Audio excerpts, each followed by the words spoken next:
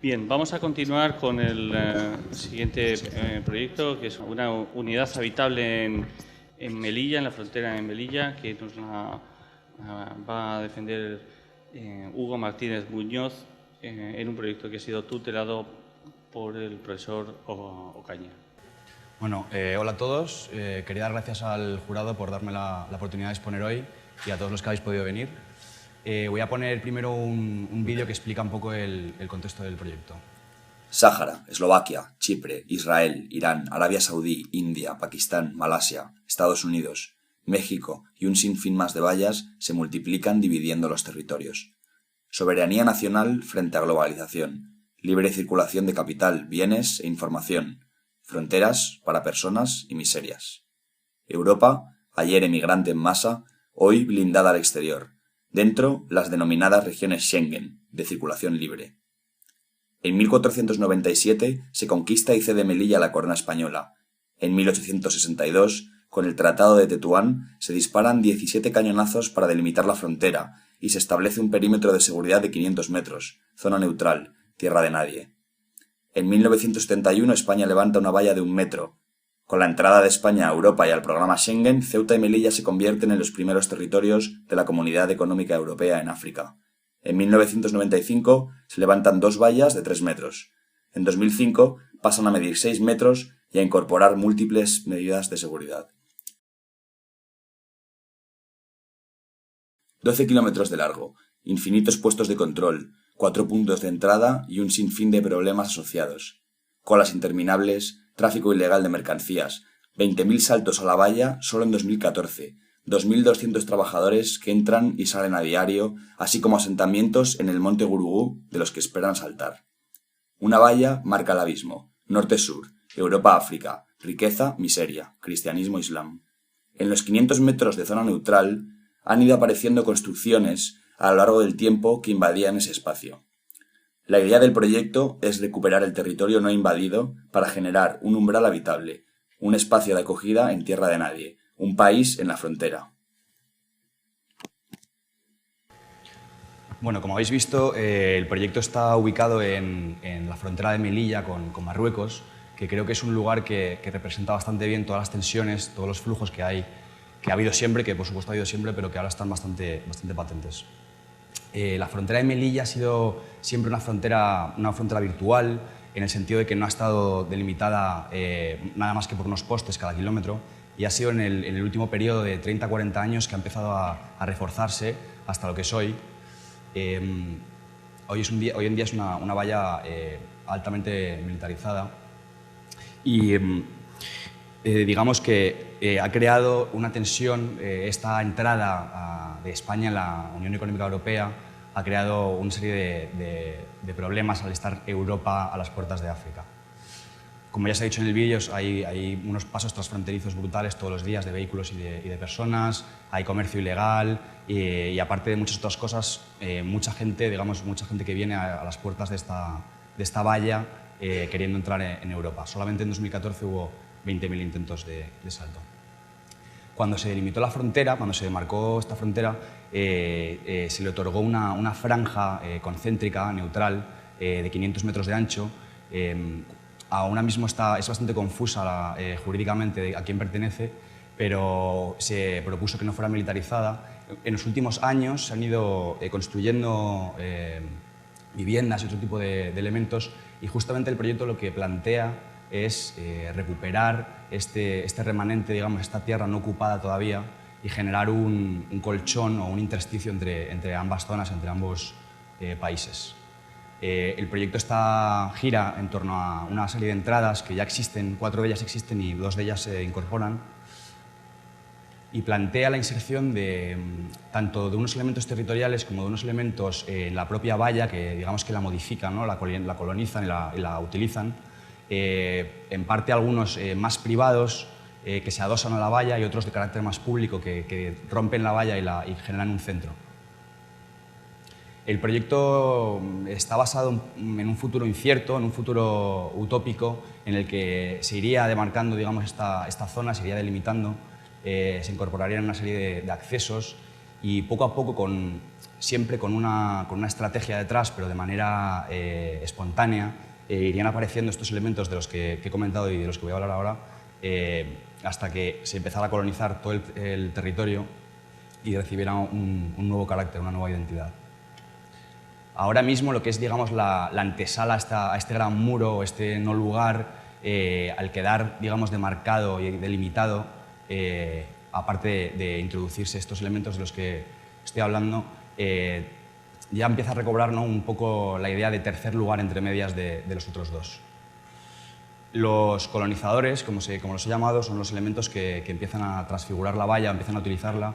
Hay un grupo, primero, que es un grupo que responde a unas necesidades básicas, unas necesidades primarias, que es un grupo que se adosa a la valla, digamos. Luego el otro, como ya he comentado, es un grupo que rompe la valla y genera lugares comunes.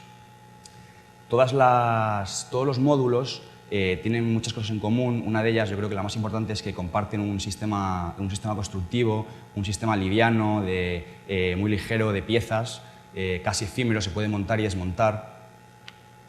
En este caso habría una serie de módulos, por ejemplo, este es el de pernoctar, ¿no?, que es una necesidad básica en el que casi unas torres que se adosan a la valla y son como unos esqueletos que se repiten y se van colonizando, generando diferentes situaciones y diferentes posibilidades.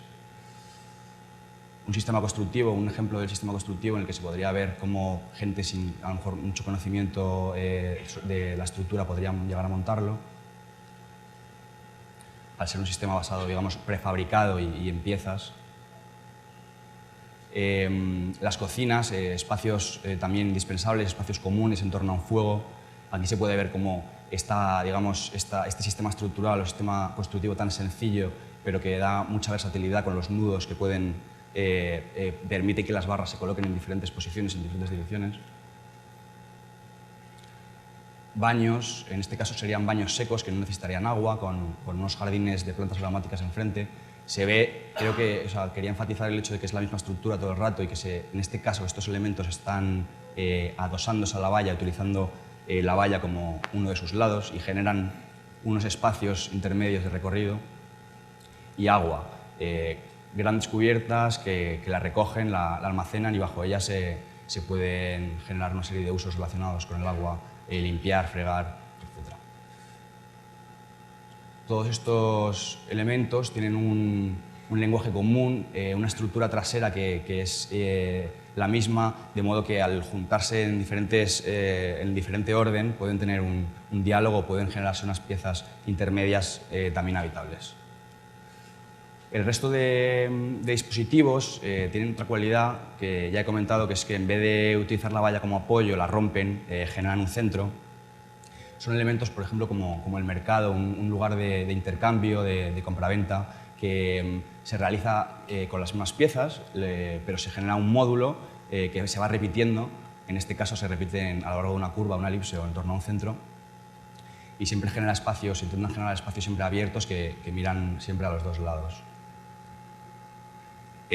Zonas de reunión, aquí vemos como también de nuevo con este sistema, con un elemento repetitivo, la valla se deforma generando este espacio común, ¿no?, para reunirse, para hablar. Las entradas sería un elemento importante, un elemento casi una especie de miniatura del umbral, ¿no?, de este umbral habitable de lo que va a ser luego. Pequeños lugares de encuentro, también modulables a lo largo de un rectángulo. Y zonas de anfiteatro para ver, para oír. También se repite del mismo modo este módulo, que en cada dispositivo es diferente, pero permite, digamos, repitiéndolo, generar este tipo de estructuras, esta panza que se abre acogiendo, ¿no? O sea, pasa de ser la valla fría a la valla que habitar. Y en todos los elementos he intentado trabajar con algo muy sencillo, que es la celosía, ¿no?, que es un tamiz que ofrece un límite, pero siempre deja ver a través. Y también torres para ver y ser visto, torres que están situadas en lugares específicos del terreno y que permiten ver el terreno como el terreno circundante y ser localizado desde lejos. Y bueno, todos estos elementos son unos elementos que intentan darle un nuevo carácter a la valla, un nuevo sentido, darle una nueva vida y creo que podrían llegar a ser, de alguna manera, el germen de lo que podría llegar a ser un umbral, como ya he dicho, en un futuro utópico, en un futuro incierto, un umbral que en principio estaría bastante delimitado, pero que pretendería en algún momento difuminar la frontera. Gracias.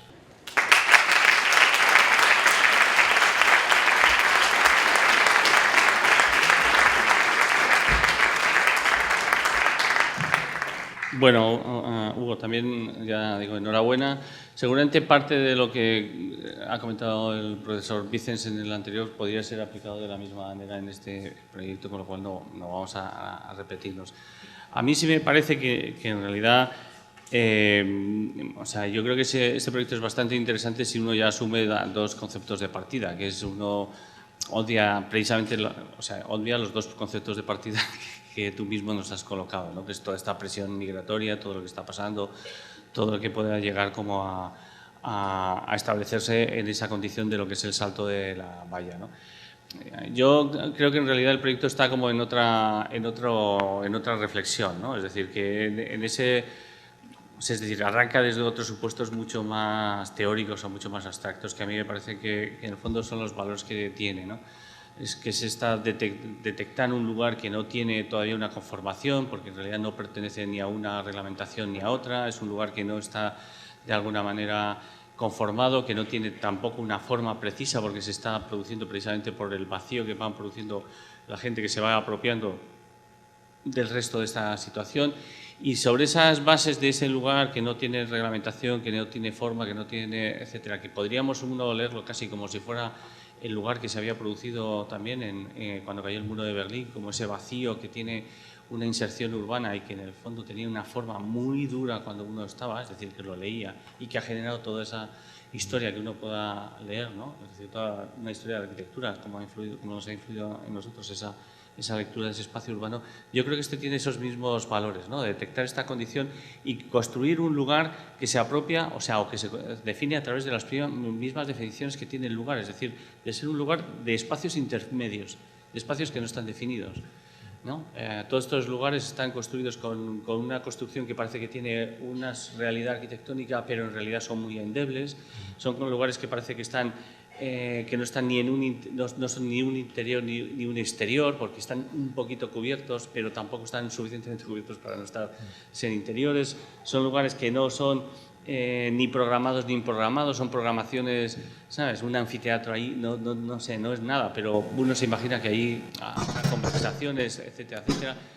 Es decir, que se aprovechan precisamente las mismas condiciones de ese no lugar en un sentido como real, de que no pertenece, de no land, no lugar en el mar Arguelles, sino un no land, precisamente para reflexionar sobre condiciones arquitectónicas que yo creo que nos parece que son importantes y que de alguna manera tendríamos que pensar que las podemos llegar a trasladar a otros lugares que puedan tener una situación más real, ¿no?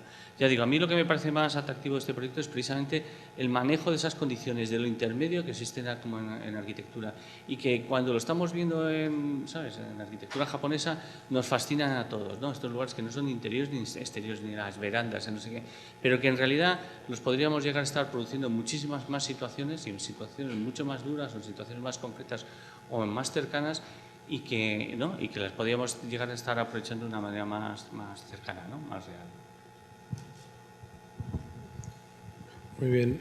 Hugo, yo quería comenzar hablando de Berlín, precisamente, que ha dicho el profesor Soriano, y de dos circunstancias alemanas, o dos posiciones alemanas. Una es Berlín y otra es Heidegger. Berlín, porque efectivamente ese muro que divide Berlín, pasa todo lo que eso sucedía, tenemos esa experiencia que supone destruir el muro y que supone crearlo, o sea, las dos cosas, ¿no? Que yo creo que tu posición es una nueva destrucción del muro, ¿no? De alguna forma, intentar unir en ese espacio intermedio. Y por otra parte, hablar de Heidegger en cuanto a su idea de límite, ¿no? Cuando él distingue entre límite y frontera. El límite es ese lugar donde no es literal la cita, donde coexisten dos realidades, y la frontera es la que divide dos realidades, de tal manera que solo hay una de ellas. Entonces, Claro, en este muro de Melilla probablemente lo que tú buscas es dejar de que sea un confín para que sea un lugar de aproximación y consistencia. Y yo hasta ahí me parece que es bueno, o sea, que es bueno y que realmente has buscado un lugar de oportunidad, que es otra cosa difícil en los proyectos. Buscar un lugar de oportunidad donde nadie en principio espera nada, y hay muchos ejemplos, uno es este, otro puede ser, por ejemplo, un vertedero, ya sea donde son las minas, las escorias, nadie espera nada. Si alguien es capaz de reorganizar aquello de una forma mejor, va a estar bien visto, no solo bien visto, sino aplaudido. Y yo creo que ahí lo has clavado, vamos, de encontrar un punto donde eso está bien. Por otra parte, hablas de una serie de puertas, las puertas que hay, que quizá hubieras tenido también, porque la puerta es muy importante, es la que te lleva, la puerta viene de portare, ¿no? Te lleva de un lado a otro de esos mundos y cómo podían haber resuelto ahí una serie de problemas, ¿no? Luego ya creo yo que el tema del adosamiento a la valla es un poco naif. O sea, quiero decir que dentro de ese perímetro de protección, como sucedía en las antiguas murallas, intramuros, extramuros, probablemente generar todo eso ya yo ahí tengo ya más dudas en cuanto a la forma de hacerlo, ¿no? Esa división entre Europa y África, donde al final tú haces como unas nuevas construcciones o edificaciones que probablemente, y también citando a mis antecesores en este proyecto, el profesor Soriano y el profesor Vicens anteriormente, quizá hay una visión un poco romántica de la chabola. Entonces, la visión romántica de la chabola es tan peligrosa como una visión palaciega del chalet adosado. No sé cómo explicarme. O sea, son casi cuestiones que debemos tener cuidado para no reproducirlas y dar esa visión, que quizás es la parte que a mí me entran más dudas, pero en cambio todo lo demás, todo lo que es esa intención de habitar ese espacio, esa tierra de nadie, intentando tender puentes, me parece que es aplaudible y yo lo hago, desde luego. Con esa salvedad que emplea más los recursos del arquitecto, o sea, que en las cosas, el plano del político a lo mejor es interesante entenderlo, pero lo nuestro pienso que son herramientas de arquitecto las que tienen que resolver los problemas. Y enhorabuena. Gracias.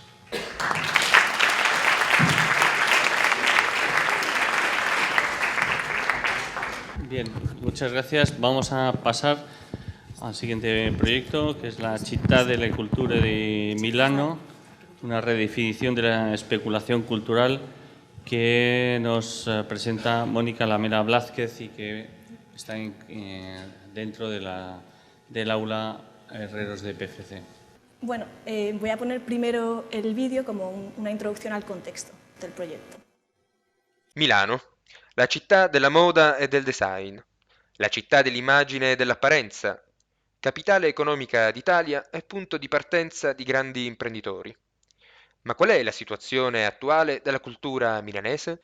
Negli ultimi anni Milano ha sviluppato una propria versione dell'effetto Guggenheim, o anche chiamato effetto fondazioni. Uomini d'affari hanno inaugurato nuove istituzioni culturali realizzate da archistar di fama mondiale, utilizzando come base il tessuto industriale delle vecchie periferie, oggi trasformate in nuovi centri. È in questo contesto che sul sito delle ex officine Ansaldo nasce l'ambizioso progetto della Città delle Culture, facendo seguito ad un concorso internazionale basato sull'iconicità del progetto. Dopo anni di ritardi, discussioni e controversie, un nuovo museo apre infine le sue porte. Dell'ambizioso progetto La Città delle Culture viene realizzato solo il Museo delle Culture, ovvero un museo etnografico, una grande icona, ma con un contenuto banale che ignora il contesto in cui è stato inserito. Il Comune di Milano, di fronte a questo fallimento, ha deciso di riprendere l'idea originale della Città delle Culture per riadattarla al contesto della zona Tortona, cercando allo stesso tempo nuovi fonti di finanziamento e generando un nuovo meccanismo produttore di cultura. Bueno, El proyecto de Ciudad de la Cultura surge a partir de un estudio de la evolución de los contenedores de cultura, hasta llegar a la situación del efecto Guggenheim. Como efecto Guggenheim se entiende la creación de un icono que tiene la capacidad de crear la identidad de una ciudad. El proyecto plantea la puesta en crisis de este modelo que, si bien tuvo éxito inicialmente, su excesiva repetición ha agotado esa capacidad regeneradora. Para ello se va a tomar el caso particular del fracaso de la Ciudad de la Cultura de Milán, un proyecto con grandes expectativas, pero del que finalmente tan solo se construye una pequeña parte, el MUDEC, un museo etnográfico con un gran símbolo, pero con un contenido banal que además ignora el contexto industrial en el que se inserta. Se decide retomar esa idea originaria de la Ciudad de la Cultura, pero readaptándola a nuevas demandas culturales y al contexto urbano. Milán es una ciudad con un fuerte carácter que en cada época se ha ido redefiniendo a sí misma y se ha llenado de iconos que reflejan el carácter de cada época. Ante la actitud impositiva que tiene el proyecto del MUDEC, el nuevo proyecto de la Ciudad de la Cultura pretende poner en relevancia este contexto urbano tan valioso y para ello se van a realizar una serie de correcciones tipológicas que establezcan un diálogo entre el pasado, el presente y el futuro de la ciudad de Milán. El primer paso será analizar el porqué del fracaso del proyecto del MUDEC según una serie de características que se han repetido a lo largo de la historia de Milán. Una de estas características serán los grandes proyectos inacabados, que han generado un conjunto de fósiles que caracterizan ese tejido urbano milanés. El MUDEC es un fósil más de esa idea inicial de la Ciudad de la Cultura. Otra característica a resaltar es la dualidad milanesa, o esa superposición en Milán de dos mundos, el mundo de la producción y el consumo y el mundo de la cultura. El MUDEC es un ejemplo de la especulación cultural de los últimos años como consecuencia de esa evolución desde la ciudad industrial a la ciudad empresarial. En estos últimos años, los empresarios milaneses han utilizado la cultura como la nueva imagen de sus marcas. Han proliferado así unas nuevas instituciones culturales, que son las fundaciones, como se mostraba en el vídeo. En cuanto al contexto urbano más inmediato, el proyecto se inserta en el barrio de Zona Tortona, en concreto en el antiguo complejo industrial del ex Ansaldo. Zona Tortona era una antigua periferia industrial que ha sido absorbida por la ciudad de Milán y convertida en nuevo centro. El nuevo proyecto de Ciudad de la Cultura heredará la condición de superposición tipológica que existe ya en la manzana industrial y mantendrá los límites existentes, la muralla residencial al norte y la muralla industrial al sur. Se conservan a su vez los accesos existentes y los ejes de relación con el resto de complejos industriales de la zona. Ante la principal problemática de la manzana, que es esa fragmentación programática que genera espacios exteriores residuales, se plantea una continuidad programática, un espacio continuo. Y para ello se eliminarán los límites de las naves industriales, pero se mantiene su estructura y la del nuevo museo construido. Se propone una nueva identidad para este antiguo complejo industrial, una evolución desde esa producción industrial a la producción cultural. La nueva Ciudad de la Cultura surge como una institución no solo de consumo de cultura, sino también de producción de cultura, que además se adapte a nuevas demandas culturales. La materialización de esta Ciudad de la Cultura se basará en el concepto de ciudad análoga de Aldo Rossi, es decir, el imaginario colectivo como construcción de la ciudad. Se concibe el proyecto como una experimentación tipológica y cultural. De esta forma, estas diapositivas muestran cada uno de los tipos culturales que se definen y cada tipo tendrá asociado una determinada atmósfera según la experiencia cultural que proponga y una iconicidad como reflejo de sus mecanismos productores de cultura. A su vez, para cada uno de estos tipos se define una estrategia constructiva y económica.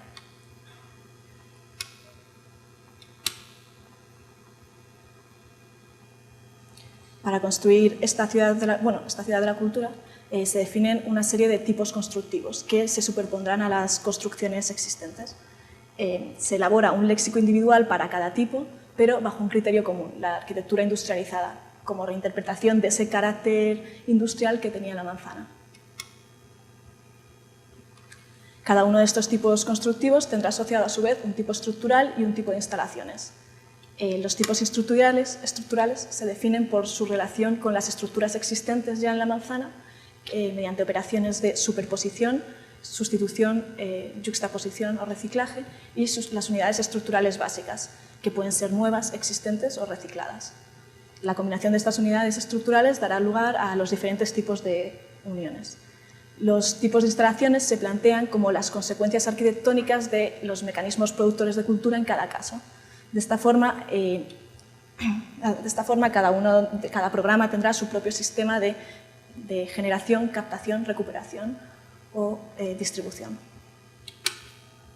En un proyecto de este tipo, tan importante como la definición constructiva será la definición de una estrategia económica, que a su vez tendrá una serie de consecuencias arquitectónicas. Ante la crisis de la financiación pública de lo cultural, especialmente grave en Italia, por el abundante número de museos que tiene, se propone buscar nuevos potenciales de financiación, en este caso en la ciudad de Milán. De esta forma se establece un nuevo sistema de financiación basado en los binomios programáticos. Cada programa cultural tendrá asociado un contraprograma lucrativo. Se busca también así que el proyecto se adapte a esa dualidad milanesa, a ese mundo del consumo y a ese mundo de la cultura. La superposición de todos estos tipos, condiciones y estrategias dará lugar a la ciudad de la cultura. Un espacio continuo en el que unos programas se suceden a otros, generando situaciones híbridas en los puntos de intersección.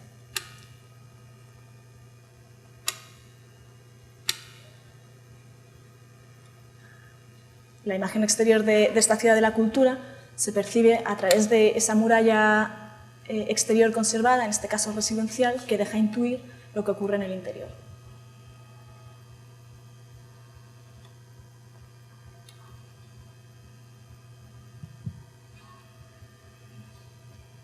Para concluir, solo insistir en este carácter experimental de la propuesta, ¿no? Un campo de experimentación de arquitectura, cultura y nuevas tecnologías. Se trata de un proyecto en proceso que se irá construyendo a lo largo de los años y pudiéndose readaptar a nuevas demandas culturales.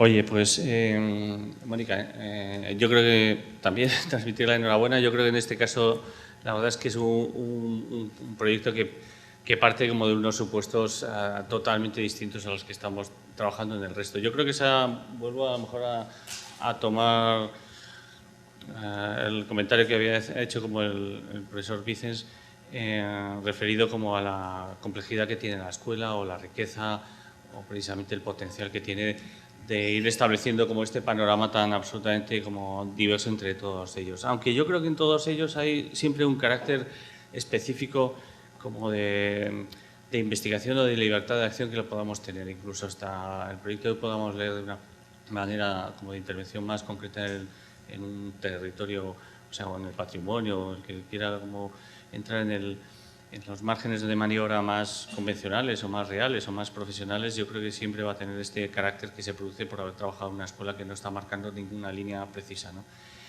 Este proyecto yo creo que tiene unas virtudes verdaderamente como extraordinarias. A mí me parece que esta especie como de análisis... Bueno, la verdad es que a mí el vídeo me fascinó en un momento porque yo pensé que todo eso que estabas contando era verdad y que en realidad este plano que había existido ya estaba como construido y se había quedado como a medias.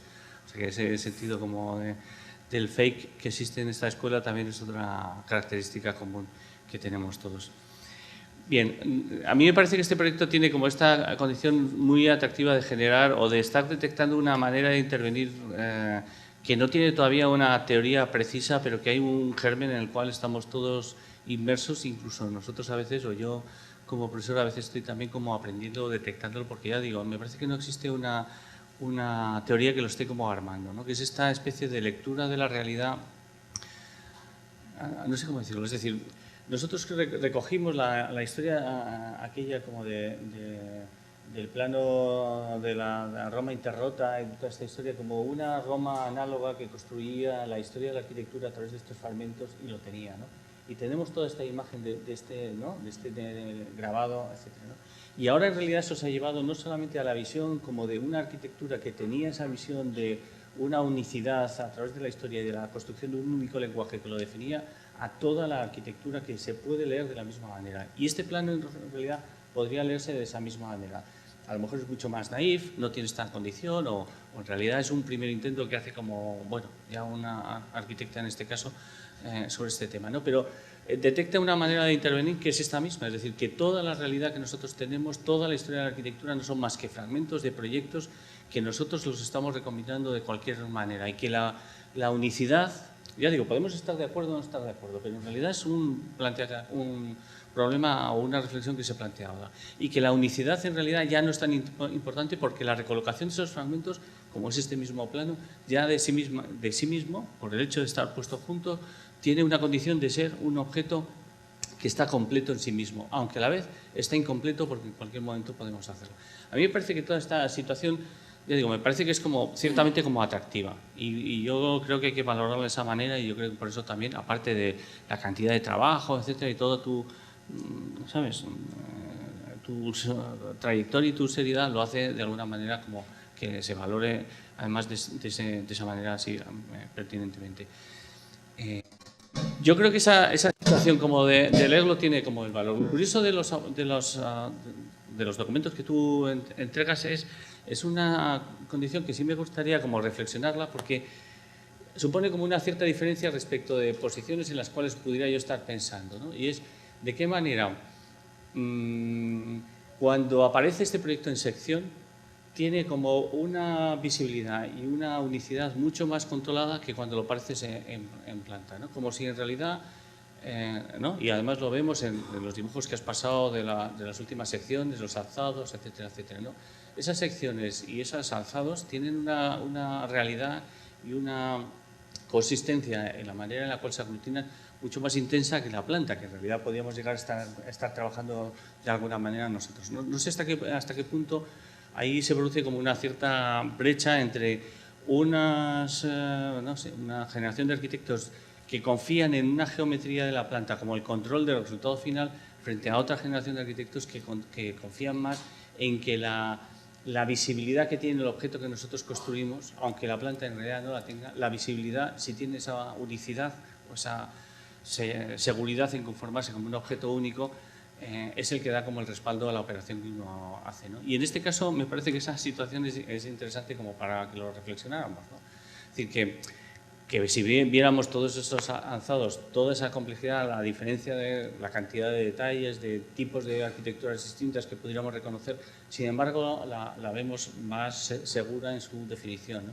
Mientras que en realidad en la planta, aunque luego están bien resultan todas las articulaciones entre unas arquitecturas y otras y las podamos tener, en realidad es un producto como más residual, es simplemente como un plano, como un plan de instrucciones para construir esa visibilidad que tiene la arquitectura, ¿no? Como si en realidad la arquitectura estuviera pasando en un momento determinado ahora desde un control de la geometría, que es lo que nos ha supuesto, como lo que habíamos aprendido como esta situación, hasta un control de la visibilidad del mismo, que no es la visibilidad del lenguaje que podían haber tenido los arquitectos clásicos cuando estudiaban el lenguaje que aplicaban para que tuviera una visibilidad de la arquitectura como objeto único, sino en realidad la composición, el collage de esas visibilidades de los diferentes proyectos, que es lo que nosotros dominamos en un mundo más de imagen, ¿no? Pero bueno, me parece que en ese sentido, no sé, las reflexiones que podamos hacer lo que significan es que valoramos el proyecto en ese sentido de que está planteando ahí una serie de temas y de cuestiones que a lo mejor se escapan de una resolución concreta que podamos decir dónde está tal cosa, sino más como por la valentía en plantear unos determinados presupuestos que visibilicen un debate que todavía ahora no se ha terminado de escribir, ¿no? Pero enhorabuena en ese sentido. Mónica, enhorabuena. Vamos a ver. A mí el proyecto que has presentado me interesa bajo muchos puntos de vista. Ya se han citado algunos, pero te diré otros. O sea, uno viendo esta planta parece que estuviera viendo la superposición en el tiempo de distintas actuaciones sobre un lugar. Eso, ser capaz de hacerlo en el momento actual, todas las diferentes tipologías que tú llamas y superponerlas y resolverlas brillantemente, pues es de alabar y está estupendo. De alguna forma, a mí, por ejemplo, Picasso me interesa, sobre todo porque es capaz de alcanzar altas cotas en todas las ramas de la pintura primero, pero luego proponer algo propio que es el cubismo. Entonces, este es un proyecto que yo creo que está proponiendo todo ese abanico con altísima calidad, pero haría falta quizá que tú pensaras, pero eso probablemente es labor de mucho más tiempo y más años y más tal, ¿qué le puedes tú aportar, añadir? Que seguro que le puedes añadir algo más. Sobre todo cuando te preocupa, por ejemplo, el tema de la crisis de financiación, cosa que me parece muy lógica. La financiación y los temas económicos o las cuestiones, pues probablemente lleven a la realidad muchos de los temas que tú estás planteando aquí. Por otra parte, esas tipologías constructivas que está resolviendo de manera brillante siempre, vienen a sustituir, yo creo, como distintas posibilidades de espacios culturales, que es con lo que tú hablas. O sea, lo que ahora mismo serían los montajes expositivos, tú los resuelves con estructuras, aunque industriales, permanentes. Y ahí hay un debate que a mí me sigue pareciendo más que interesante, ¿no? Frente a esas, probablemente los problemas de la no viabilidad cultural tengan que ver con la especulación cultural, o sea, que sería otra cuestión a hablar. O sea, decir, ¿hay tanta demanda cultural como espacios culturales se proponen? Porque probablemente, a lo mejor en algunos sitios estamos ante burbujas de espacios culturales, esas burbujas, o se busca más el espectáculo, que sería la otra cuestión. Son como las dos caras de la moneda. Me interesan especialmente esos lugares cuando tú describes como situaciones híbridas o situaciones limítrofes, que a mí me gusta, de donde coexisten esas dos estructuras que tú creas, pero que a la vez crean espacios hermosísimos, como es el del Palacio de Carlos V y la Alhambra. Entonces uno se sitúa en ese espacio intermedio donde aparecen esos dos mundos. A mí me parece que son lugares que, creados de una sola mano, tienen muchísimo interés y enhorabuena.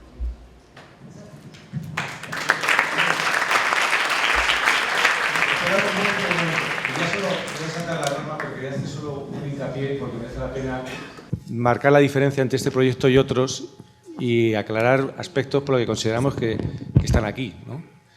Tu proyecto, en un primer momento, sobre todo en la distancia de los que estén sentados allí, ahí enfrente, es de una gran como mancha de tinta, ¿no? Es que luego hacemos zoom y es todo caligráficamente está perfectamente cosido todo. Ya he hecho la referencia a Ramón Terror y tal.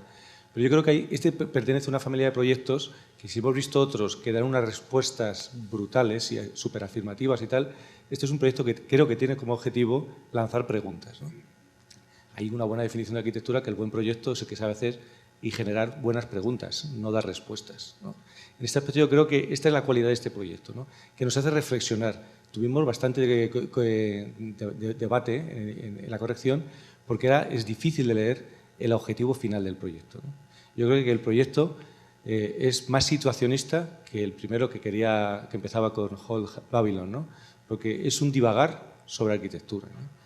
Yo creo que es este hincapié, que la cualidad, para mí, mejor que tiene tu proyecto es que no da soluciones, genera dudas, ¿no?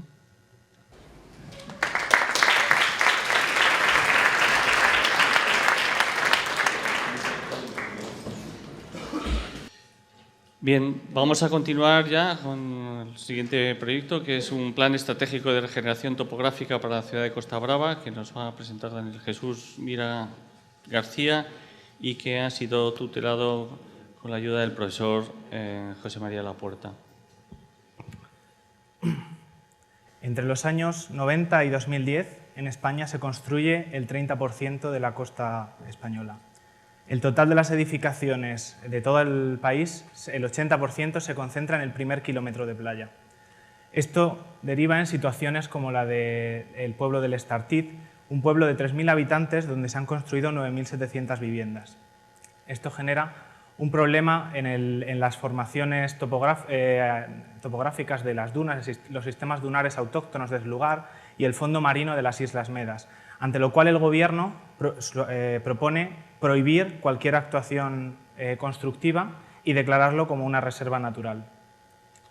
Mi propuesta ante este problema es realizar una acción positiva mediante una actuación compleja que desgloso en 5 intervenciones, 2 terrestres y 3 submarinas. Lo que pretendo es generar un espacio de convivencia donde se puedan regenerar estos ecosistemas, pero a la vez sobreviva el principal recurso económico de esta población, que es el sector turístico. La primera intervención es una demolición, la demolición de esta urbanización que se sitúa a menos de 10 metros del agua. Es una demolición controlada, en la que los residuos se separan para que la huella ecológica de este error arquitectónico no sigan afectando al lugar. Mediante una pequeña planta de tratamiento obtenemos hasta una reutilización del 40% de estos residuos. En este proceso de demolición tomamos ciertas decisiones arquitectónicas, que son conservar la memoria del lugar. Mediante la transformación de las fachadas límites entre las edificaciones y los arrozales, construimos una seña en el paisaje que conecta ese pasado de error arquitectónico con el futuro de paisaje construido. Y además gestionamos cuáles serán las vías de acceso a esta nueva playa, manteniendo un viario rodado que limita con los arrozales y generando un nuevo acceso peatonal. La demolición conlleva la transformación de estos muros. Tiene una entidad estructural diferente a la de fachada, por lo tanto, los calculamos y los dimensionamos como nuevos muros que soportarán la duna y el viento. Pero a la vez estamos realizando una acción paisajística que ya realizaron otros artistas del land art como Donald Judd en la Fundación Chinati o como Richard Serra con esos muros en el paisaje. Una actuación que es un primer paso de esta construcción de este paisaje artificial. Los accesos peatonales se realizan perpendiculares a estas estructuras. No son accesos que pavimenten la arena, sino que son unas piezas que se apoyan sobre la arena y que son efímeras, porque tendrán una visibilidad relativa, dado que las dunas que construiremos posteriormente las irán cubriendo. Estas dunas se colocan delante de los muros que conservamos y constituyen la segunda intervención que realizamos. Construimos un paisaje de estructuras racionales, unas estructuras que retienen arena para ser enterradas progresivamente, de modo que se genere un paisaje artificial en el que los elementos construidos son fijos y la arena es la que se mueve y la que genera esa nueva topografía. Para estudiar cómo funcionan estas estructuras que construimos, estudiamos la fotografía de túneles de viento de Etienne Jules Marey, en la que analiza cómo la forma del objeto que coloquemos ante esa corriente de viento influye directamente en la forma del sedimento que deja tras de sí.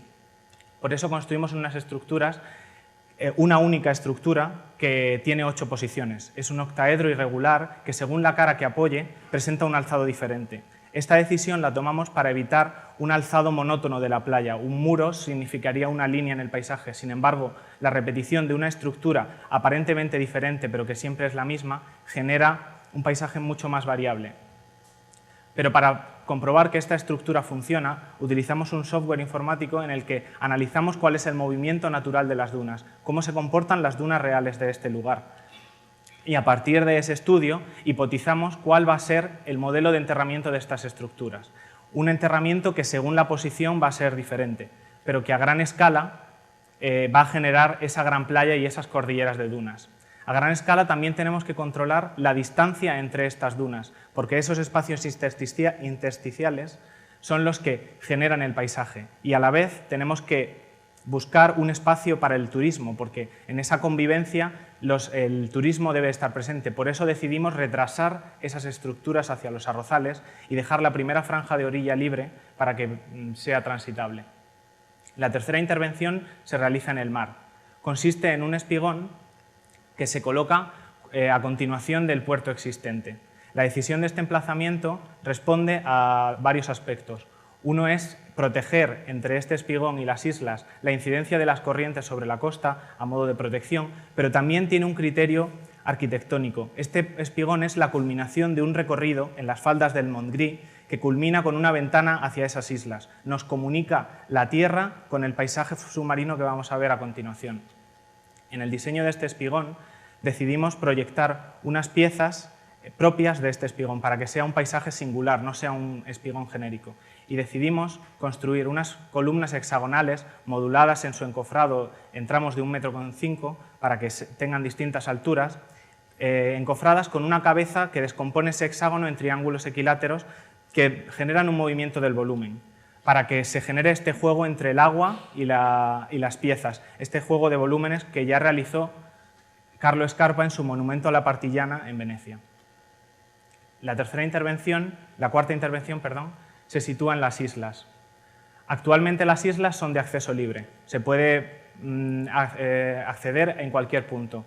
Sin embargo, esto es lo que directamente está destruyendo el paisaje submarino. El uso de anclas descontrolado está generando que se destrocen las formaciones de coral. Por lo tanto, analizo cuál es la morfología del fondo submarino, qué especies hay, dónde se concentran los mejores puntos de intensidad de paisaje para crear un camino perimetral a las islas que acerca a ese submarinista a ese paisaje primero que visita, que es el paisaje superficial de las islas. Las recorre y se detiene en unos puntos que yo construyo. Esas puertas a ese paisaje tridimensional submarino son unas boyas de amarre que diferencian su detalle constructivo según la cimentación se realice en arena o en roca, cambiando así la construcción de la misma. La quinta intervención es una franja de diques que se coloca en la orilla.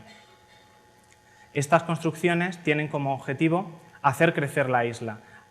Colocadas a 60 metros de distancia de la orilla, moldean su forma, haciendo que aumente hasta 10 metros. Pero a su vez generan un paisaje en torno de sí, en torno a ellas. Veíamos antes un paisaje natural en el fondo submarino de las islas, ahora vemos un paisaje artificial. Estas mismas piezas que había utilizado para el espigón, en esta ocasión están totalmente sumergidas. Por lo tanto, la naturaleza las coloniza. La superficie del hormigón queda cubierta totalmente por la naturaleza y esos espacios intersticiales entre piezas sirven de hogar para la naturaleza que pretendemos recuperar. Pero, sin embargo, siguen siendo accesibles. Se puede acceder a nado y recuperar y ofrecer al turista ese paisaje cercano y que va cambiando con el tiempo, porque comienza proyectado con una forma geométrica muy controlada que el oleaje va moldeando y va desglosando y rompiendo. Para terminar, este proyecto se entiende como una arquitectura realizada desde un punto de vista holístico. Detecto un problema y realizo una serie de acciones proyectuales que generan un paisaje controlado, de modo que puedan convivir en un espacio común el hombre y la naturaleza, porque entiendo que no tiene sentido la actitud prohibitiva, pero tampoco tiene sentido mantener un modelo constructivo de edificar nuevas viviendas o nuevos elementos que no son necesarios en un paisaje que ya es bello y en un paisaje que puede ser aún más bello construyéndolo. Gracias.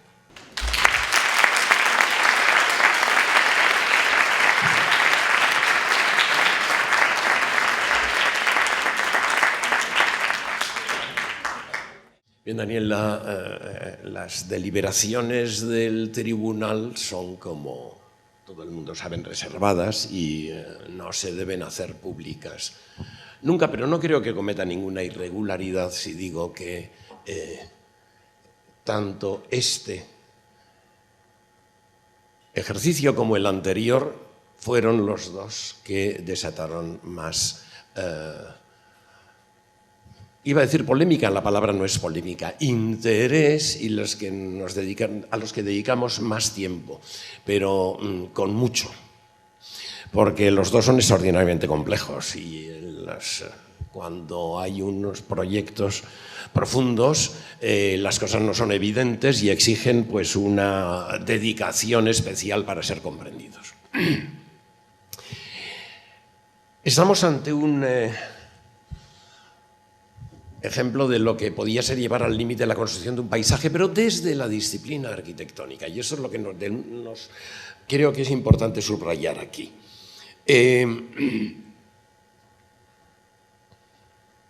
Algo que entendimos especialmente cuando nos fue explicado.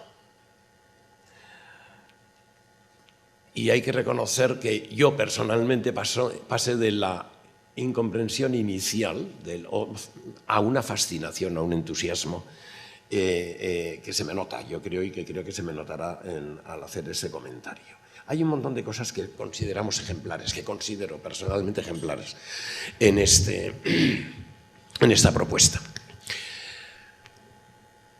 Primero es el carácter.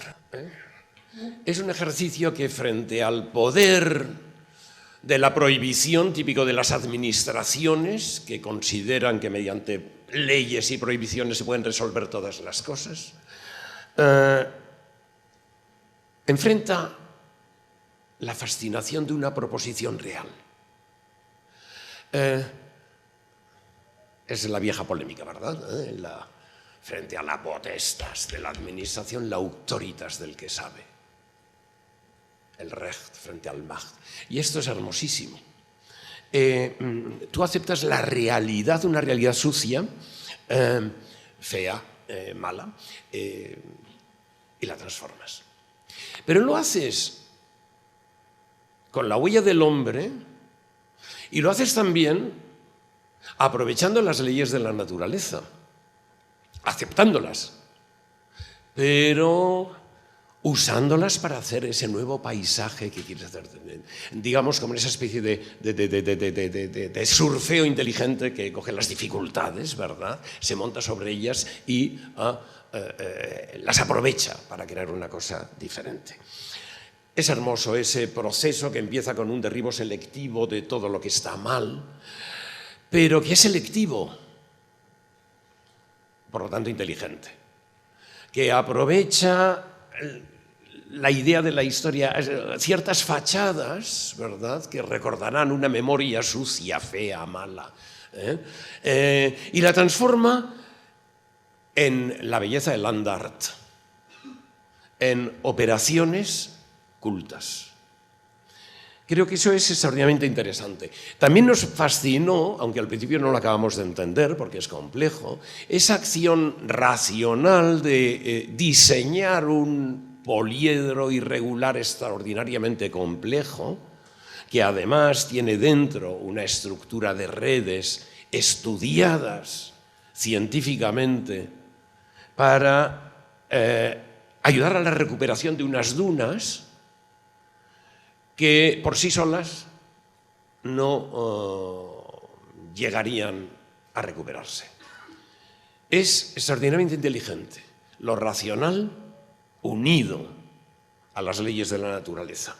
Lo mismo pasa, no quiero insistir porque se va a notar mucho que estoy muy fascinado con ello, pero con esta selección de los viarios. No todo es malo, Queda la posibilidad de mantener al menos uno y luego sobre ese introducir otra malla más o menos racional, pero curiosamente sin voluntad de permanencia, porque acepta que dure hasta que las dunas lo hagan innecesario.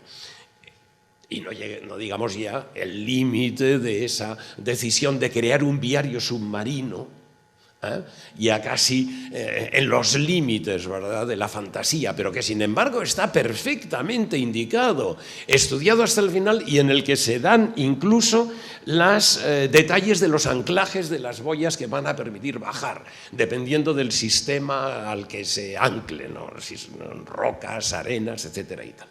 Esto es lo que, este tipo de intervenciones globales, ¿no? Y sobre todo, y lo más importante, algo que no has dicho al final creo, pero que sí nos explicaste allí, esa visión final de análisis de las 5 operaciones para ver qué estaba bien, qué era mejorable, y es decir, esa actuación crítica es lo que nos ha hecho que consideremos que esto es un ejemplo magnífico de construcción de un paisaje desde el punto de vista de un arquitecto. Enhorabuena.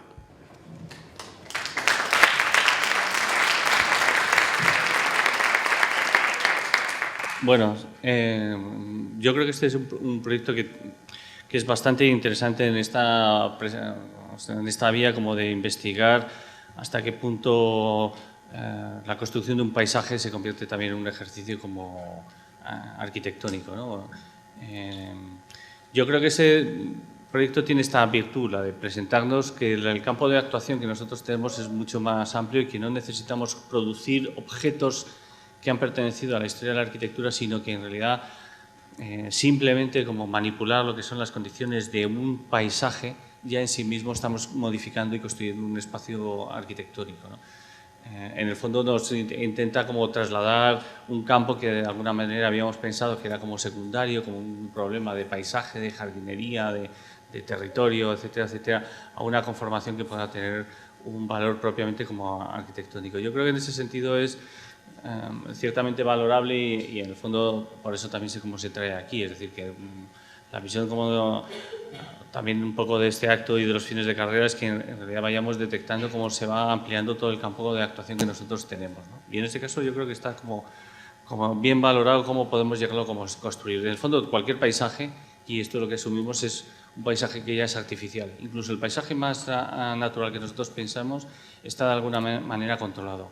En un paisaje que está construido a través de las especies vegetales, a través de la manipulación y del control de las especies arbóreas, de la botánica, como si fuera un material arquitectónico tan concreto como el concreto armado, ¿no?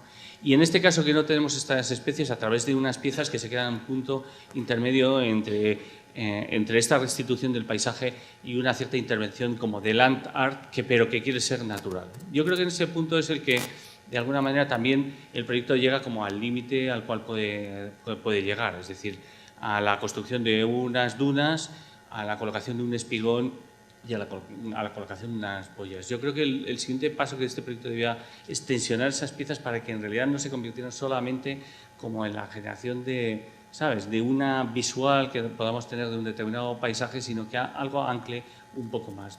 Yo creo que la construcción como de la arquitectura no solamente la construcción de un determinado espacio, sino que ese espacio tiene que tener un cierto valor, que es al final una conformación de lo social, de lo programático y sobre todo de lo social en nosotros como público, que es el que tenía que tener, ¿no? Hay una parte de esa que está en que este paisaje es al final un cierto patrimonio que lo tenemos que ver. Bueno, patrimonio al final también es un poco todo lo que nosotros llegamos a producir, porque todo lo que llegamos a producir es parte de una historia que seguiremos recordando. Pero yo creo que esta condición, o yo lo que más recalcaría del proyecto es cuando esto tiene una implicación un poco mayor. Es decir, me parece que derribar una situación, derribar un error arquitectónico o un error edificatorio, que estamos aquí en comentario, me parece una acción bastante importante, que no debería solamente convertirse como en un recuerdo de unas fachadas que se convierten en algo que nos ancla a la historia. Me parece que derribar es un ejercicio muy bestia, es muy fácil derribar.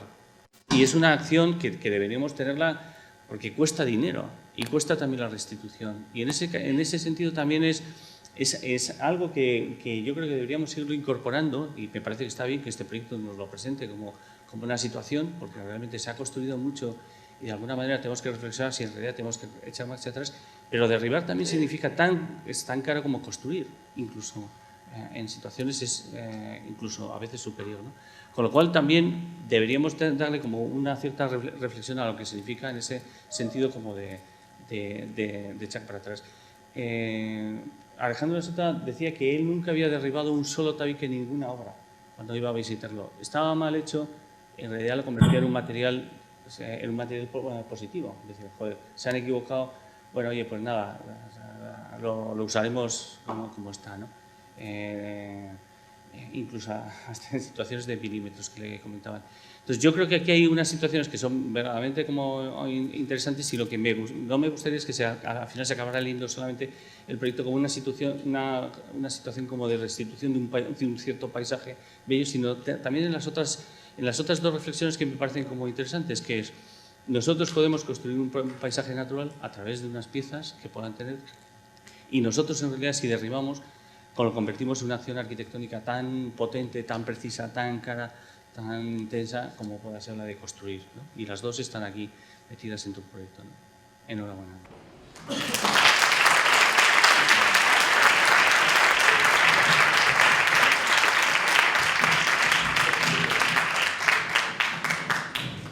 Vamos a pasar como al siguiente, que corresponde al proyecto de Shopping Valdebebas, de Madrid Import Sport, de Borja Aznar Montero, que ha sido tutelado dentro del aula del PFC de Araumuren.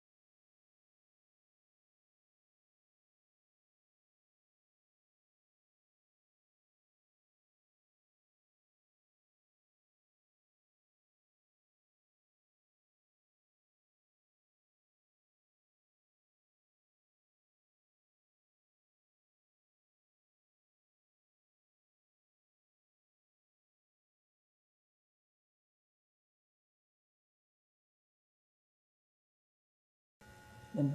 Hola, buenas tardes. En primer lugar, antes de empezar, me gustaría dar las gracias al tribunal, a mis tutores y especialmente a mi familia y amigos por todo vuestro apoyo este tiempo.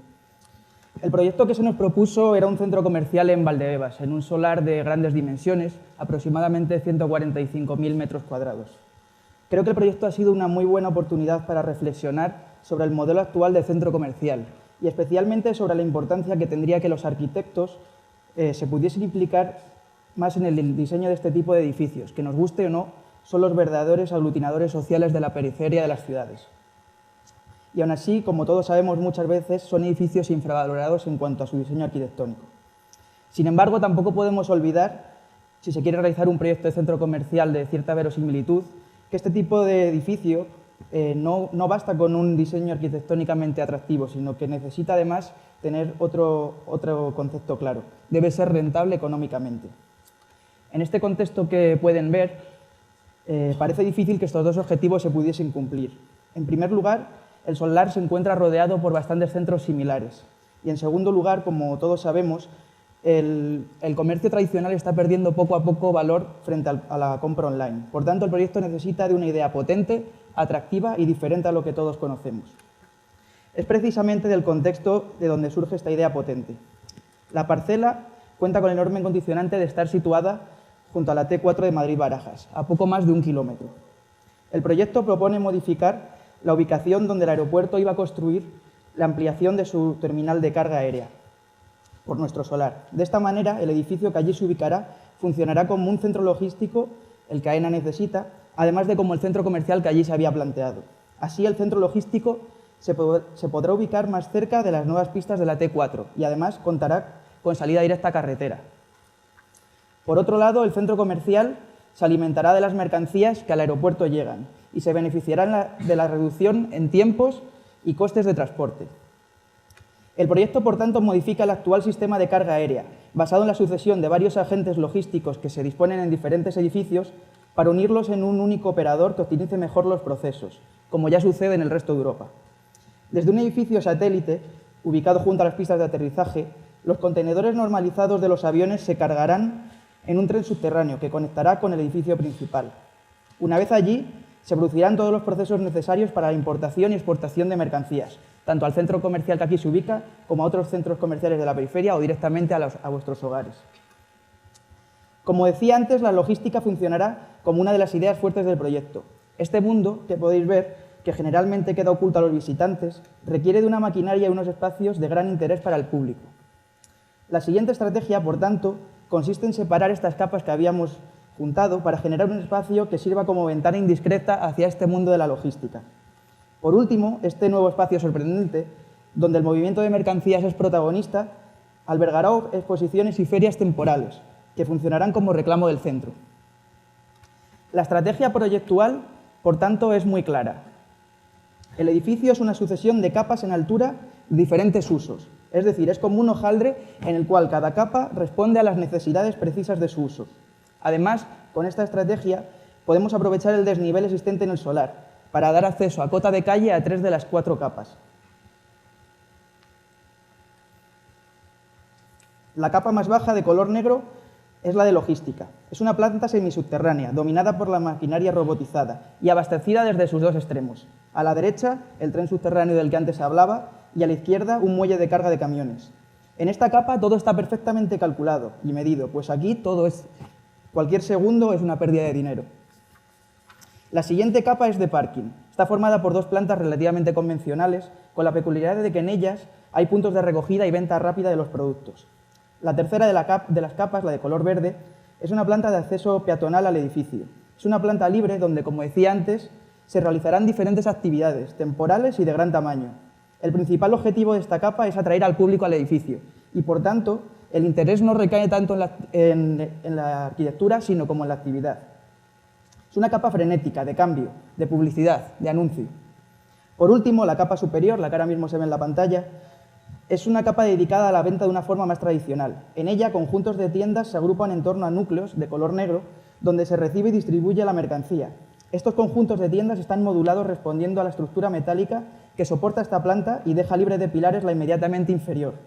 Los conjuntos de tiendas se organizan en torno a un paseo central y a otros perimetrales que generan una circulación sencilla, puesto que el edificio es muy grande, pero al mismo tiempo atractiva.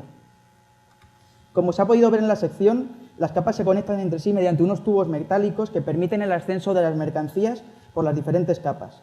Son diferentes tipos de tubo para diferentes tipos de producto, pero además estos tubos son como un escaparate para los productos en su ascenso por las capas, de tal forma que probablemente el público que allí se encuentre, en, por ejemplo, la capa parking, pueda ver pasar su modelo de zapatillas favorito, interesarse por él y subir a comprarlo. Es, por así decirlo, una carterera de lo que está llegando. Continuando con la idea del proyecto de capas de usos muy dispares, el edificio se resuelve con dos sistemas estructurales completamente diferentes. Uno bajo rasante para las capas logística y de parking y otro sobre rasante para la capa ferial y de shopping. Sin embargo, ambos sistemas estructurales, así como el resto de elementos constructivos, tienen un punto en común, y es que todos los elementos son prefabricados, se realizan en taller y posteriormente se montan en seco. La estructura bajo rasante se resuelve con un sistema de hormigón armado prefabricado que permite responder a la lógica del parking y a la lógica de la logística. En cambio, el sistema estructural sobre rasante es de acero estructural. Con el fin de generar el espacio de la capa ferial, la capa de shopping se eleva 15 metros sobre el suelo sin pilares. Para ello, dos bandas laterales de servicio contienen núcleos estructurales en forma de torretas de acero. Estas torretas, que se separan 27 metros entre sí, entre ellas se disponen unas cerchas zuncho perimetrales. En cambio, la gran luz central se salva con una doble estructura espacial que queda cosida con las diagonales trianguladas que ahora mismo se ve y que modulan la planta. La estructura metálica, por tanto, funciona de una manera un tanto compleja entre un modelo estructural que une lo unidireccional con lo bidireccional. Como se puede ver en los detalles, todos los elementos que se usan son atornillados y, por tanto, prefabricados anteriormente. Los tubos de los que antes hablaba sirven como apoyo en el centro del vano y además como arriostramiento frente al viento. La fachada, por su parte, está formada por una piel textil exterior y una piel interna que varía su grado de opacidad en función de las necesidades. Esta fachada permite unificar todas las capas con un único gesto y además permite un grado de transparencia tal que permite intuir lo que allí dentro ocurre. El sistema constructivo ha sido elegido en búsqueda de la facilidad de montaje, por las grandes dimensiones del edificio. La piel exterior textil es de plástico reforzado con fibra de vidrio y presenta una curvatura que se puede ver en esta imagen que se consigue a través de un sistema constructivo similar al de las velas de los barcos. La fachada es el elemento clave en relación a la sostenibilidad. La capa textil permite el sombramiento en verano y, por tanto, una reducción casi total de la radiación solar directa. Además, las bandas laterales de las que antes hablaba actúan como colchón térmico y, por tanto, tanto en verano como en invierno se pueden reducir las pérdidas de los espacios vivideros. Por último, me gustaría terminar con esta imagen que nos permite imaginar cómo podría ser la capa ferial de la que todo el rato llevo hablando y simplemente agradecer mucho vuestra atención.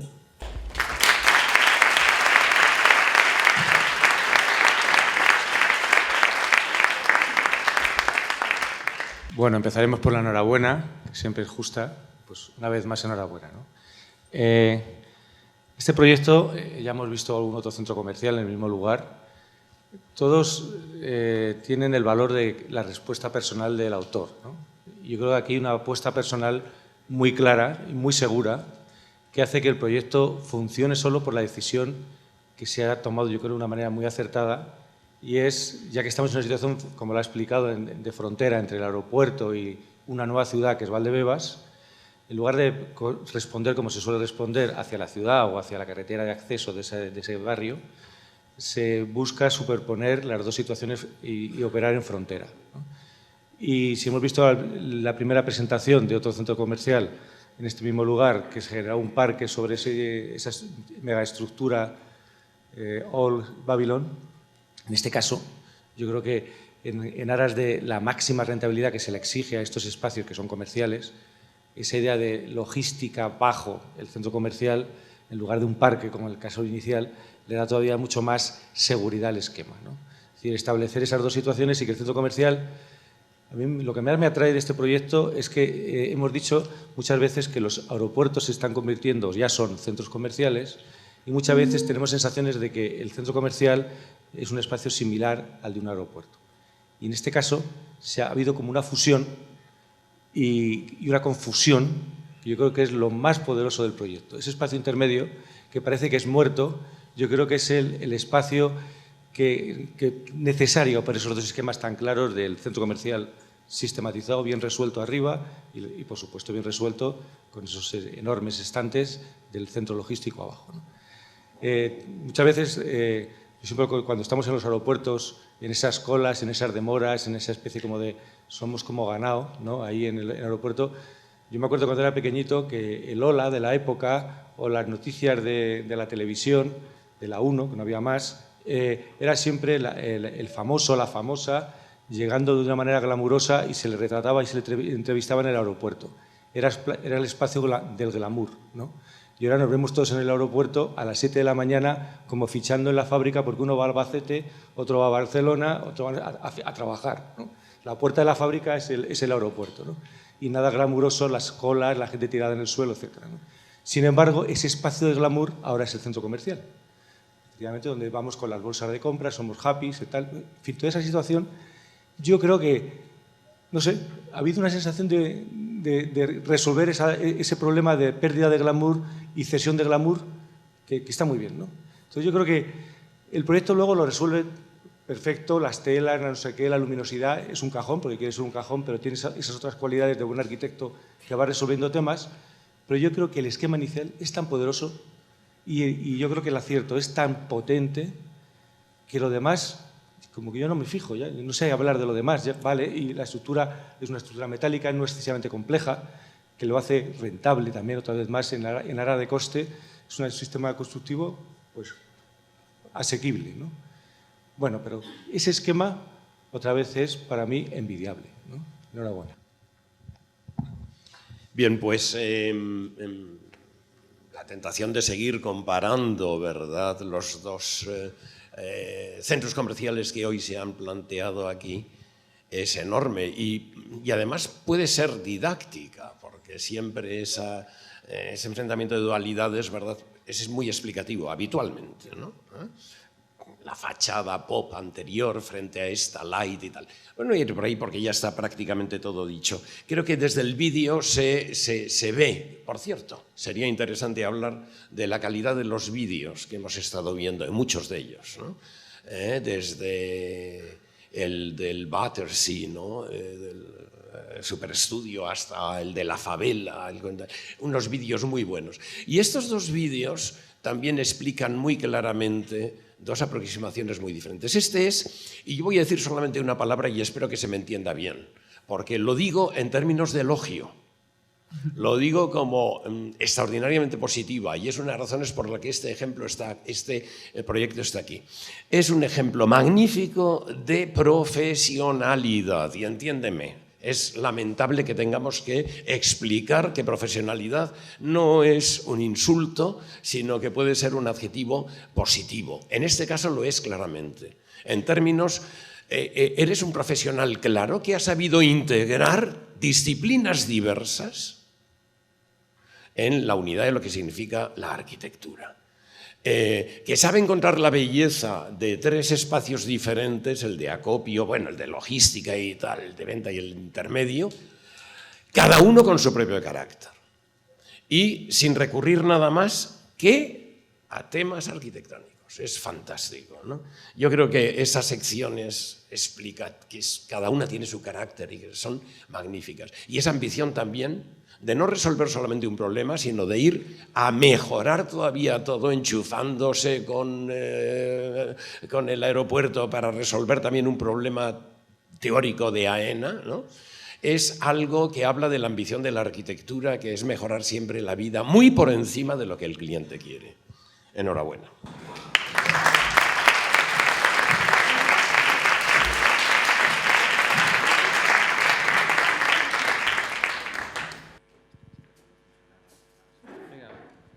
Bien, bueno, pues vamos ya con el último, que es un proyecto titulado Mataderito, que nos presenta Ana Herreros y que ha sido tutelado por la profesora María Langarita.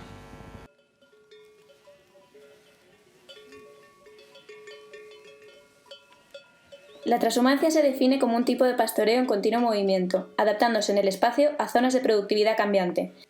La decadencia de esta práctica ganadera tiene su origen en la transición de una economía primaria hacia una terciaria, la migración de la población rural a los núcleos urbanos y en la importación de productos extranjeros con mayor rentabilidad. El crecimiento de las ciudades genera una demanda alimenticia que no respeta los ciclos naturales. Para ello se generan grandes infraestructuras de ganadería intensiva estabulada. La instalación cárnica supuso el primer choque en la historia de la industria entre la mecanización y la sustancia orgánica, donde la tecnología y la mano del hombre cobran la misma importancia. El matadero presenta una estructura normalizada de acuerdo con los siguientes parámetros. 1. Los departamentos de operaciones limpias y sucias han de estar estrictamente separados entre sí. 2. El espacio para corrales debe tener un mínimo de 0,55 metros cuadrados para cada oveja. 3. Se debe garantizar el suministro de 1.000 litros por res sacrificada y 2.000 litros por res procesada. 4. La línea de producción debe ser ininterrumpida y estar especializada en cada uno de los procesos hasta llegar al consumidor. La periferia de las ciudades se caracteriza por la creación de grandes puntos de consumo, con la voluntad de urbanizar comercialmente los nuevos desarrollos urbanos. Un claro ejemplo fallido víctima de la crisis actual es el Pau de Vallecas, que presenta numerosos vacíos deteriorados. Entre ellos destaca el Parque de la Gavia, proyecto ideado por Toyo Ito, parcialmente construido y actualmente abandonado. Cuenta con 10.000 metros cuadrados de láminas de agua, 22.000 metros cuadrados de caminos pavimentados, 200.000 metros cuadrados de zonas ajardinadas y 1.600 árboles plantados. La confluencia entre el paso de la Cañada Real y la conexión con la red hidráulica hacen de esta topografía un lugar de oportunidad. Nace Mataderito, una máquina organizada como red de procesos, que combina programas lúdicos y productivos. El sureste de Madrid deja de ser una panorámica líquida sin identidad para pasar a representar una permanencia histórica que, al ser resucitada, se convierte en un nuevo vector económico para la sociedad.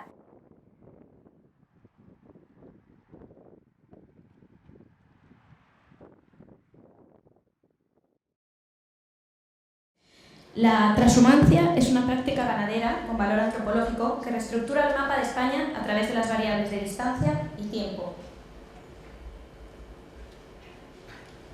Por otra parte, la periferia de la ciudad es un accidente geográfico con valor paisajístico. Transhumancia y periferia coinciden en su estado de decadencia. No obstante, su sinergia hará posible la reactivación de ambas. La segunda dualidad trata el programa. Por un lado, tenemos un matadero vinculado a la red de transhumancia y por otro lado, el parque, perteneciente a la periferia. La combinación del programa de ambos, combinados entre ellos por su línea de drenaje, hace posible la creación de paquetes programáticos detectando el consumo de agua y energía de cada uno de ellos. La propuesta, Mataderito. Nos encontramos ante la periferia de nuestra ciudad. Es posible realizar ante ella una taxonomía de las piezas vinculadas al consumo, al abastecimiento y al ocio. Con estas grandes piezas y esta escala es posible entender la ciudad, la escala macro. Entre ellas tenemos el Parque de la Gavia. La ideación. La voluntad de apoyarse en las estructuras existentes del Parque de la Gavia, diseñadas por Toyo Ito, nos dan una respuesta estructural de un forjado bidireccional para salvar esas grandes luces. Por otra parte, la línea de drenaje de un matadero constituye el 70% del proyecto. Por lo tanto, tenemos como elemento fundamental y descontextualizado el sumidero. Los elementos principales de la propuesta de abajo arriba son una red de drenaje reactivada ya diseñada por Toyo Ito. En segundo lugar, el diseño de la topografía y geometrización para posterior diseño de las dotaciones deportivas. 8 grandes sumideros de hormigón que albergan el programa cárnico y que la suma de todos ellos son los metros cuadrados de una nave de carnación tipo. En cuarto lugar, los forjados bidireccionales de canto 3,6 para salvar las luces entre sumideros y una cubierta vegetal diseñada para albergar a un rebaño transhumante, específicamente 3.000 ovejas. La planta baja de Mataderito es la negociación entre el mundo humano y lo no humano. Se alternan los programas deportivos con la transhumancia que ocurre 2 veces al año. En cambio, el matadero es constante.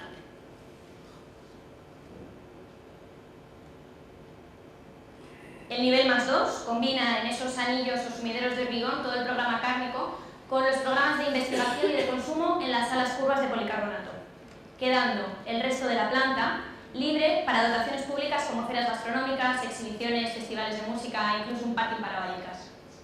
En cambio, un nivel más alto es un programa puramente cárnico, donde tiene lugar el atronamiento, las salas de despiece y el sangrado.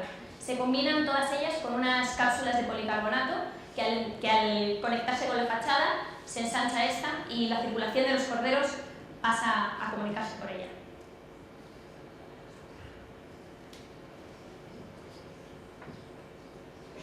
Nos encontramos ante estos dos forjados bidireccionales apoyados en estas estructuras de hormigón. La voluntad principal de la propuesta es crear una caja translúcida a través de la cual se detectan estos 8 grandes sumideros. Si el nuevo plano urbano es el forjado inferior, la nueva cota de la ciudad, el plano superior, el forjado superior, la cubierta vegetal, será la nueva cota del campo o la nueva cota de lo rural elevado.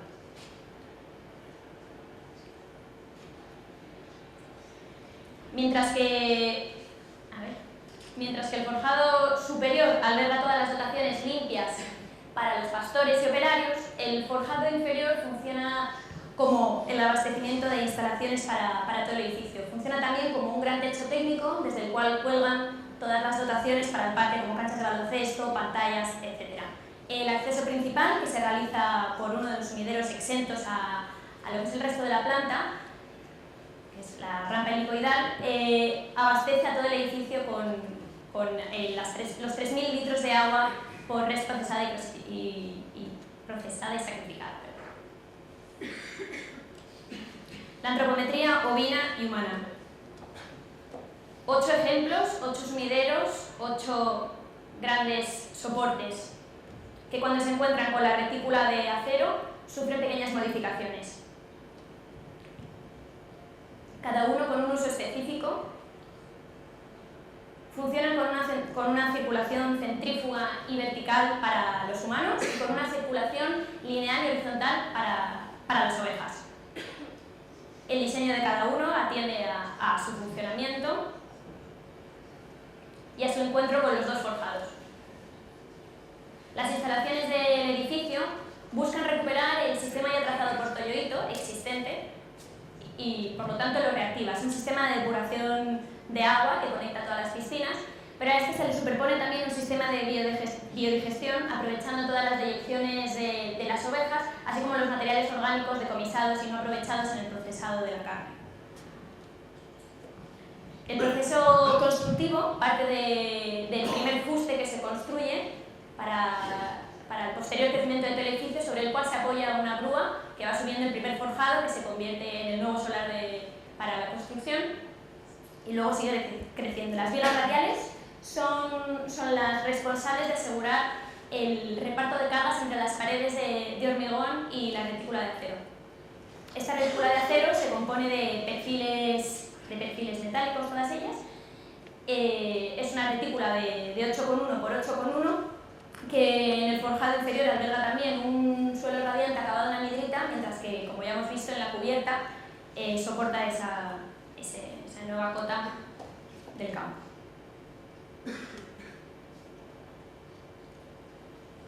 Los acabados, en cuanto a los acabados del sumidero, las paredes de hormigón son de espesor de 90 centímetros, acabadas con pintura epoxi color rojo hacia el interior y de hormigón visto hacia el exterior. Las cubiertas de estos son de grava de redondeo blanca y los paños translúcidos con los que cuelgan los patios dentro de los sumideros son de uglas de doble cámara.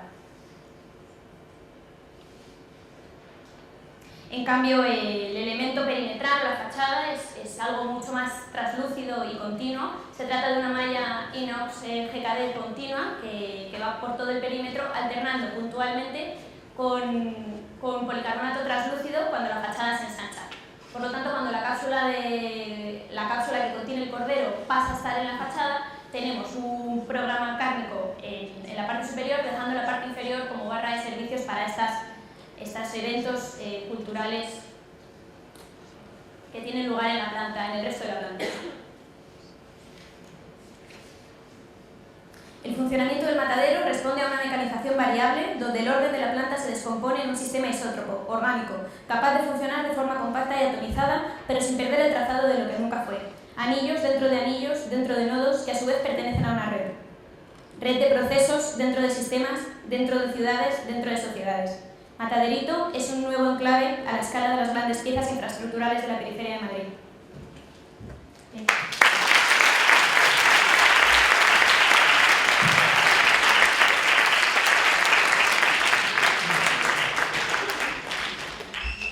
Bueno, enhorabuena por el control de nervios, con todas las incidencias, y luego por el proyecto. Está muy bien.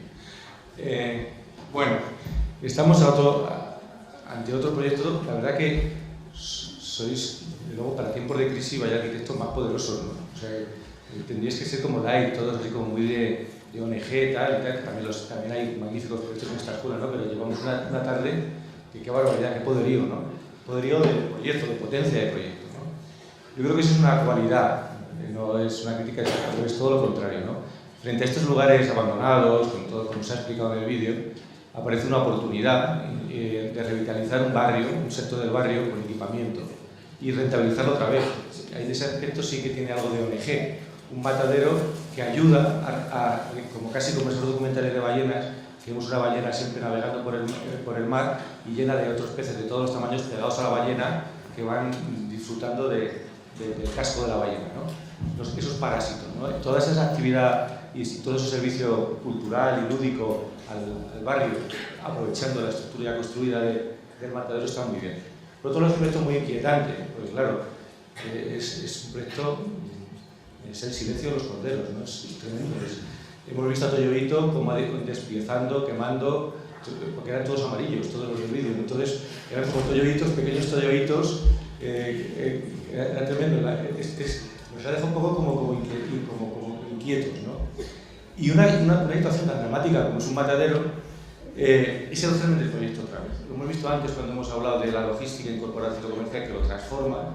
En este caso yo creo que la sección es el proyecto, ¿no? El ejemplo del sumidero, ¿no? El sumidero es el motor de arranque del proyecto, ¿no? Y a mí me han enseñado en esta escuela, cuando yo estaba en nuestra situación, que en la arquitectura estaba la sección. Esto es un proyecto que es la sección. Las secciones en sumideros son como elementos mágicos, son otros atractores, que igual que el propio edificio para la actividad cultural que lo rodea, esos sumideros dan sentido a todo lo que pasa, ¿no? Y nos hace imaginar todas las posibilidades posibles, ¿no? Y yo creo que eso hace que el proyecto vaya solo. Es como una gran nave que es grande, claro que es grande, pero da igual, porque la escala está en el sumidero, ¿no? Todo lo que hay alrededor puede ser más grande o más pequeño, es que no llama la atención. Es la buena definición de adecuación a unos usos que nos sugiere que son esos 8 elementos cilíndricos, ¿no? Que no tienen por qué ser parecidos a nada de Toyoito, sino que es la lógica a través del funcionamiento. La función que está en la planta dibujada, que es un solo círculo, y que el espacio y la cualidad arquitectónica está marcada en su esencia. Este es el tipo de proyectos en el que para mí, desde luego, más que lo que se hace, que es muchísimo, sino hay una frase muy bonita, no sé de quién es, que dice que no miren, creo que fue de Barragán, cuando le dieron el discurso del premio del Pritzker, un hombre ya mayor, consagrado, le dan el Pritzker, y dicen, no miren lo que yo he hecho, sino lo que yo vi, ¿no? Estos son proyectos visionarios, que ven unas oportunidades que otros no hemos visto o imaginado, ¿no? Y el hacerlo, hay muchas maneras de hacerlo, pero el proponerlo es una actividad muy personal.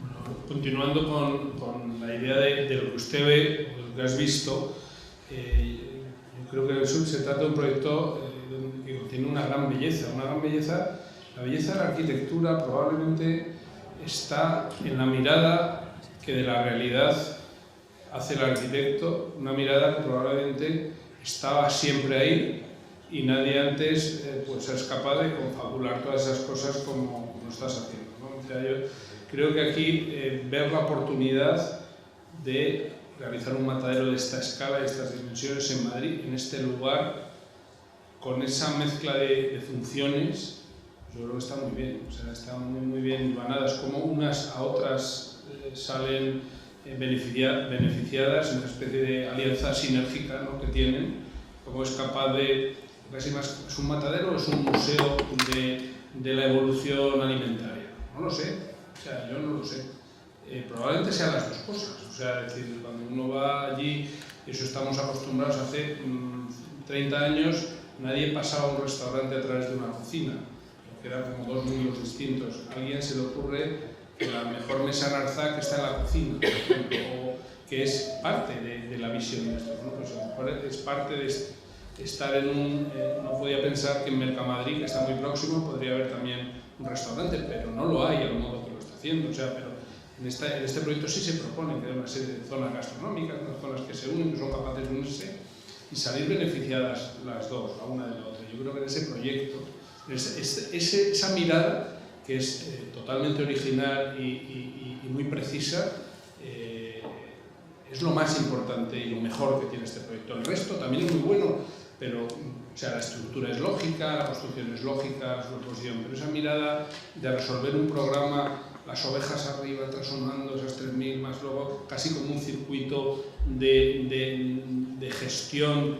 desde la ganadería a la alimentación completo, o sea, la visión de esa cadena alimentaria, ya digo que puede ser hasta museística en el mejor sentido del término, porque es la comprensión de una realidad yo creo que es un bello prototipo.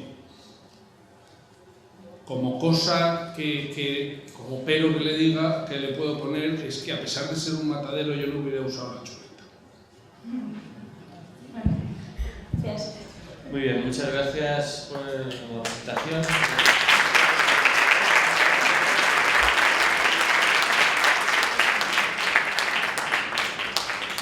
Bien, y ya hemos acabado con las presentaciones. Tengo que rogar al público presente que se retire, porque ahora el tribunal se va a acabar.